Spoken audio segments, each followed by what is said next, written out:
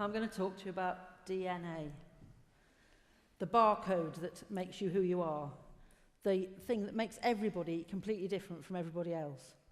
When I was doing biology A-level in the 70s, we were told that one day we might be able to read DNA and one day it might be able to help us identify people from each other. Well, we can do that now. Your DNA is a little bit like a ladder with 3 million rungs. And if you put every single one of those rungs into a bag and jumble them up, take them out one at a time and put them on your ladder either way round, and then do it again, that's the amount of different ways that each person is built up. So the odds of two people having the same DNA are infinitesimal, except for identical twins. Now, in the 80s, it was the first time that DNA identification was used in a legal case. A boy from Ghana had come and emigrated with his mother and his siblings to the UK, and he went home for a visit. When he came back again, the authorities thought that there was something wrong with his passport and he wasn't the same person that went out there, and they tried to say that he was trying to come in under a false passport and that he wasn't the son of the mother who said he was.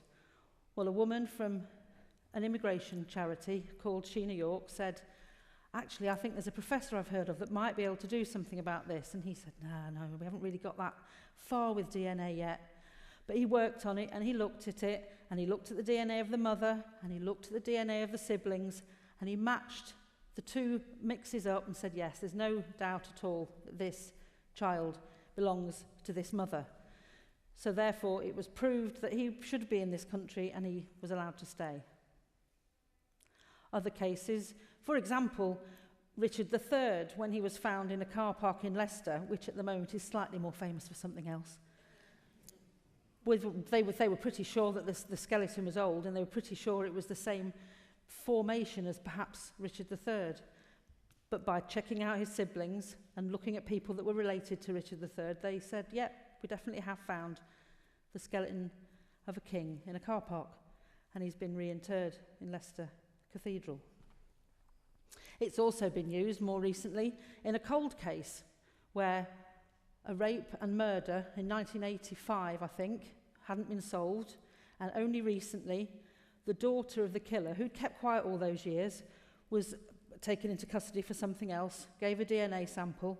This sample was checked on the database and it matched this guy, who they then arrested and locked up for the murder that he committed all those years ago. And we know that it solves cases. But how much DNA do we need? What do we know about the amount of DNA that's needed? Well, actually, it's not very much. One DNA strand, which gives you a full sample to identify you, is 1 nanometer big. And to let you know how big a nanometer is, there are 60,000 nanometers for the width of a human hair. So the amount of DNA that is needed to identify you is pretty small. So if I was thinking of committing a crime, and I didn't want to pass my DNA on and get my DNA on, say, a gun or a knife or something, then the sensible thing to do would be to put a pair of gloves on. So that if I picked up this weapon, for example, it wouldn't have my DNA on it. Now, if you could pass me that bottle of water, please, Ingrid. If you just pass that bottle of water forward, which Ingrid kindly brought me earlier. Now, my DNA is not on this bottle of water because I've got gloves on. But Ingrid's DNA is on it. And Ingrid's DNA is now on my gloves. And Ingrid's DNA is now on this candlestick. And that's how easy it is to pass DNA on in a secondary fashion.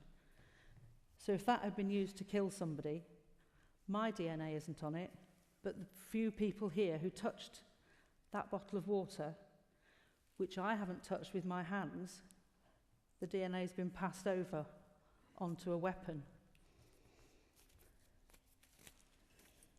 And also, if you went shopping and you went and picked up something like a bottle of shampoo or something and thought, no, that's not the one for me, and put it back down again, and then somebody else picked that bottle of shampoo up, took it home, touched something in their house, your DNA is then moved somewhere completely different to somewhere you've never been. And to illustrate that, I'll tell you a story.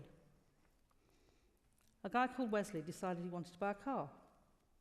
He'd seen a car in the local area that was for sale. A couple of lads that he knew were selling this Volvo.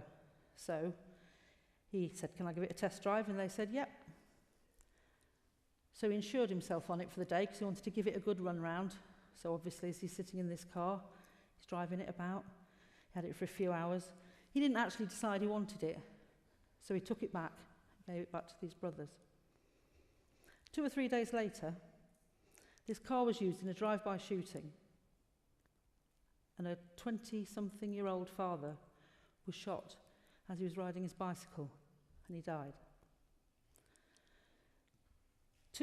Again, later on, as the police were investigating, they found the car had been burnt out, and there was one link back to Wesley, and that was that he insured himself on that car. Not only that, there was a phone call on his phone that took him back to the brothers that were selling the car. And when they investigated in the house and found a couple of balaclavas and a pair of gloves, Wesley's DNA was on the gloves. Wesley hadn't worn those gloves. Wesley hadn't been in the car when the shooting occurred.